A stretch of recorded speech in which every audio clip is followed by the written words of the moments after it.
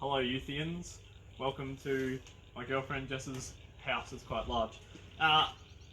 We have made a video for you as youth leaders. Obviously this year has not been a fantastic year and it hasn't gone quite how we would all like it to go, but we thought we'd spice things up a little bit, and I've got the youth leaders to answer some questions for you. Some serious, some not so serious, so hopefully you find that entertaining. But just before we get to that, I was just reflecting sort of yesterday, just thinking about the coronavirus and what's been going on. And obviously the coronavirus has a lot of power, and we've seen the whole world, believers and non-believers, sort of cripple at the knees to the coronavirus and its effect. And yet the coronavirus literally has nothing on God, like nothing at all. And I suppose that's just a reminder of how powerful He is, the God that we worship, and hopefully that is encouraging to you for this week. So enjoy the video. Hopefully there's a few laughs.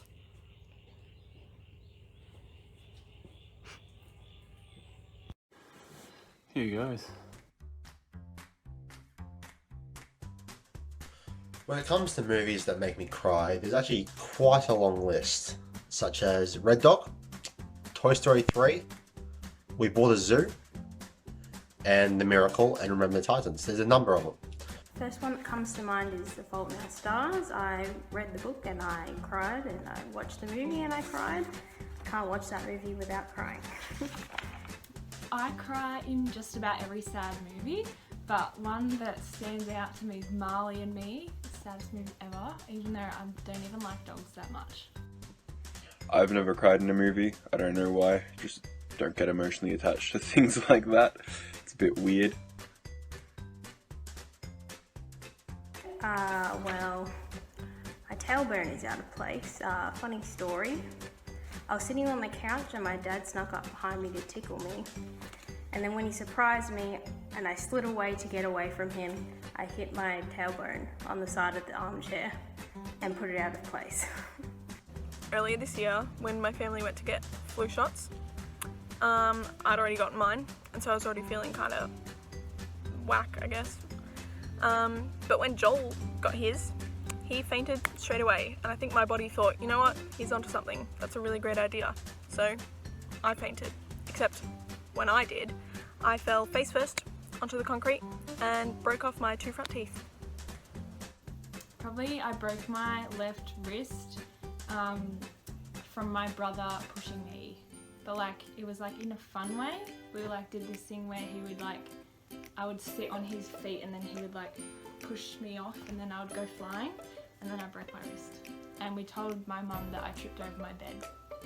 In year 2, I asked my friend to push me on the flying fox and I fell off, chipping and dislocating my shoulder. I could probably go in 3 categories. My worst, probably looking injury ever is when I was younger in a year 10 school camp.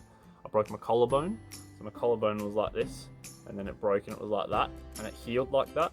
And so I got this little lump just on my collarbone just there, so that was pretty cool. In terms of recovery, my worst one was probably my ACL, which I tore last year and I'm still recovering from. And then because, the most painful one, because I didn't get my ACL fixed, was at the start of this year I broke my kneecap on the same knee, and that one hurt a lot, so that was bad.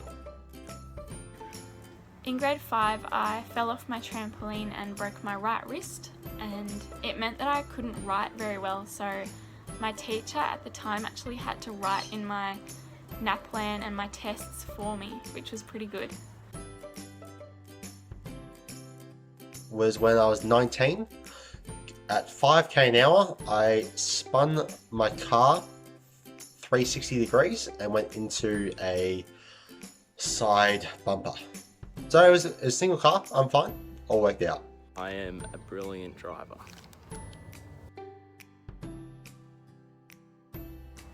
I've never had to, but I have. When I was in school, I broke into my friends' lockers a few times, but it was to surprise them with birthday presents, so it was for a good cause. Countless times I've had to climb through the dog door because I've forgotten my house keys. I was baptised on the 10th of September 2017 when I was in year 10. I was baptised really young, so I was probably 8 or 9. Yeah. April last year I was baptised at our church. It It was something that I was putting off for a while because I don't really like being centre of attention or having everyone staring at me, which was kind of a part of it, having to get up on stage and tell my testimony. I don't really think I'm scared of public speaking. I just don't like everyone's focus being on me. But I think overall it was just that the realisation that it wasn't about pleasing other people. It was about taking the next step for me and my relationship with God. I was actually baptised a week before my 13th birthday, and many of you probably don't know that I was actually baptised in Beck's pool. So we just had like a small group of family and friends, and me and my brothers, we all got baptised by my dad, and it was really nice. I was baptised pretty young. I was only about 6 years old. October 23rd, 2017. I was baptised on the 8th of April 2018, so a couple of years ago now, but it was a very good day. I was baptised in April last year, 2019. I was baptised at the age of 12 at my old church in front of the kids' church. It was a very emotional time. I had my grandma come up and say a word over me, and that kind of made me cry because as she was explaining why she was doing it, she said normally this is your other grandpa's place, but he just died less than a year previously. When we played underground church run by none other than Mr. Paul Lewis on youth camp. I don't know that many of you will have been there besides Tim and a few other leaders. Probably at the old nighter last year when Sam ripped his pants. I can't narrow it down to just one, so I'd probably have to say state youth games every year is always the best fun, and I always make the best memories there. My favourite youth group memory would probably be when I was in youth and a bit younger. Sam Neill will remember this one, and we went to Sprouty's farm and we did the old electric fence. So touching the electric fence, and then we made all the boys, this was, made a big long line holding hands, and the front person touched the electric fence, and it was just as strong for like the last person as it was for the front person. So we just kept doing it, ages and ages and ages, and it was so scary, but it was a lot of fun. Favorite youth group memory?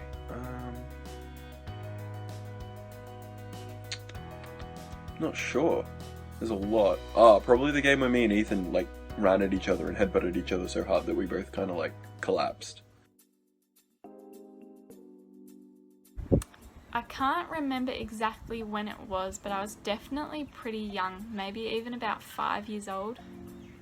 I gave my life to the Lord at the age of 10 after a great emotional feeling and in kids' church. As I was listening to it, I just thought to myself, there's just so much truth in what he was saying, and I wanted to experience that for myself. In Year 7 during school chapel.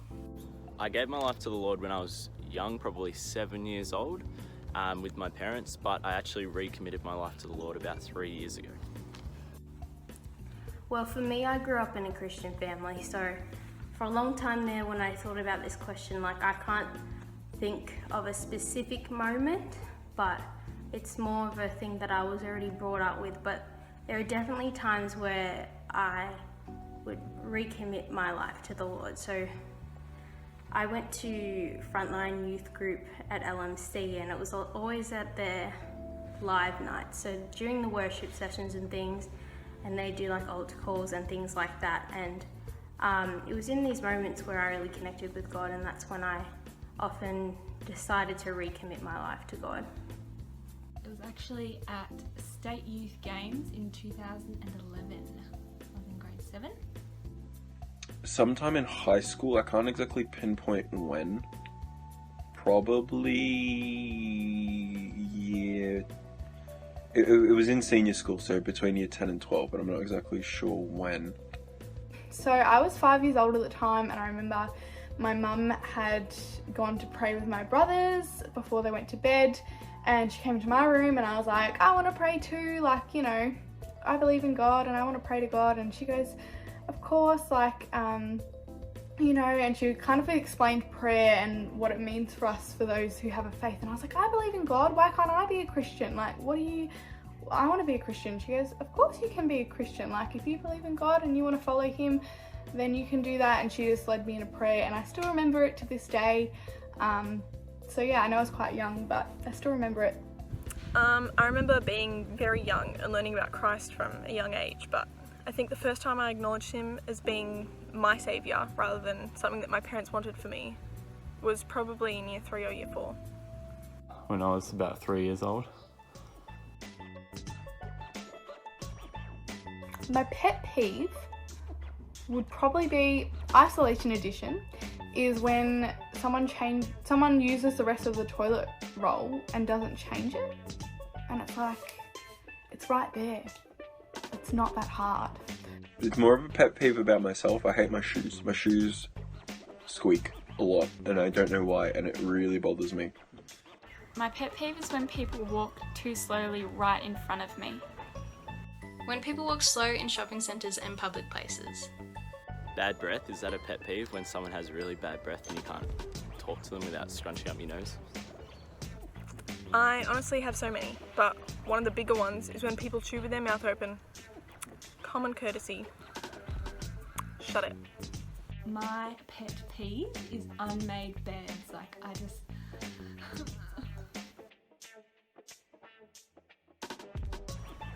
This is probably as irrational as it can get, but I used to have nightmares about dying in space, and so I suppose that's turned into a little bit of a fear of mine, even though it's never going to happen. I would say it would probably be buried alive. I probably will never experience it. However, it is definitely a fear of mine. I'm not a big fan of pelicans.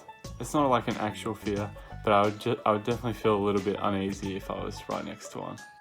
Iceberg lettuce.